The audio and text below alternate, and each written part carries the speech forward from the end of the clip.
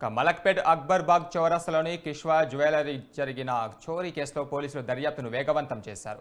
ఈ కేసులో లభించిన సీసీ ఫుటేజ్ ఆధారంగా దోపిడీ చేసింది బీహార్ ముఠాని పోలీసులు అనుమానం వ్యక్తం చేస్తున్నారు. ప్రస్తుతం ఈ కేసు పోలీసులకు ఛాలెంజ్గా మారగా దుండగులను అదుపులోకి తీసుకుంటున్నామని ధీమా వ్యక్తం చేస్తారు. దీనిపైన మరింత సమాచారం ఘటనా స్థలం నుంచి మా క్రైమ్ బ్యూరో చీఫ్ కృష్ణ అందిస్తారు.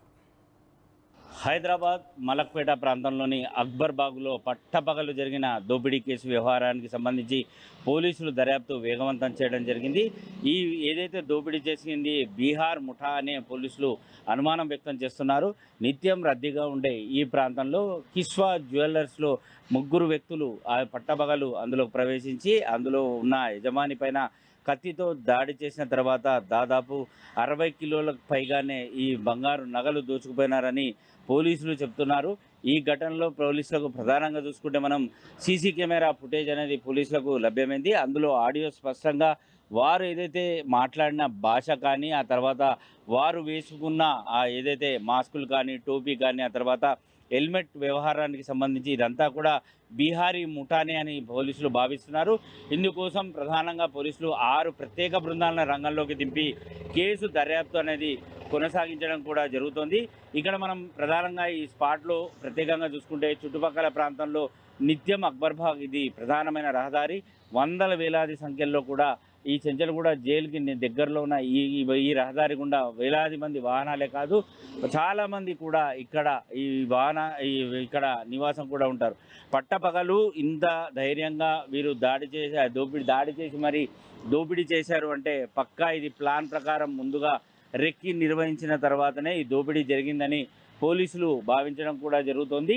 అయితే ఏదైతే క్లూస్ టీమ్ ఇచ్చిన ఆధారాలు ఇక్కడ దొరికిన సీసీ కెమెరా ఫుటేజ్ ఆధారంగా పోలీసులు ఇది పాత నేరస్తుల పని అని చెప్పేసి కూడా చెప్తున్నారు. ఎందుకంటే వారు మాట్లాడిన భాష పక్కా బీహారీ భాషే అని చెప్పి కూడా చెప్తున్నారు.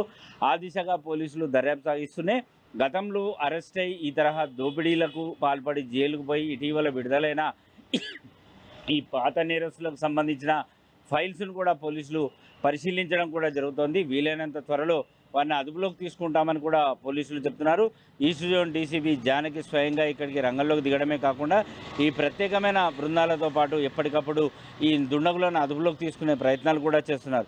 పెద్ద మొత్తంలో ఈ నగదు ఏదైతే దోపిడీ చేయడం జరుగుతుందో ఈ కేసు వ్యవహారానికి సంబంధించి ఖచ్చితంగా ఇది బీహార్ ముఠానా లేకపోతే ఇతర రాష్ట్రాలకు సంబంధించిన వ్యక్తుల అనే కోణంలో దర్యాప్తు సాగిస్తూనే సీసీ ఫుటేజ్ ఆధారంగా దుండగులు ఎటువైపు పారిపోయారు ఏంటి అనే విషయంలో ఆ చుట్టుపక్కల వరకు దాదాపు నిన్న జరిగిన 24 గంటల్లోనే ఘటన జరిగిన తర్వాత 24 గంటల్లోనే దాదాపు 100కు పైగానే సీసీ కెమెరాలను పరిశీలించడం కూడా జరుగుతుంది. అటు బస్టాండ్ రైల్వే స్టేషన్లో కూడా పెద్ద ఎత్తున పోలీసులను అటు రైల్వే పోలీసులను కూడా అప్రమత్తం చేసి దుండగులను గుర్తించే ప్రయత్నం చేస్తున్నాం. గతంలో ఇదే బీహారీ ఏదైతే ముఠా ఇదే తరహాలో నగల షాపులను టార్గెట్ చేసిన ఈ ముఠాలన్నీ కూడా ఈ విమానాశ్రయానికి వెళ్ళి ఫ్లైట్ ద్వారా వారి గమ్యస్థానానికి చేరుకున్న క్రమంలో విమానాశ్రయంలో కూడా పోలీసులను అప్రమత్తం చేయడం కూడా జరిగింది అని చెప్పేసి పోలీసులు చెప్తున్నారు. ఏదేమైనప్పటికీ హైదరాబాద్ పోలీసులు దీన్ని చాలా ఛాలెంజ్గా తీసుకున్నారు.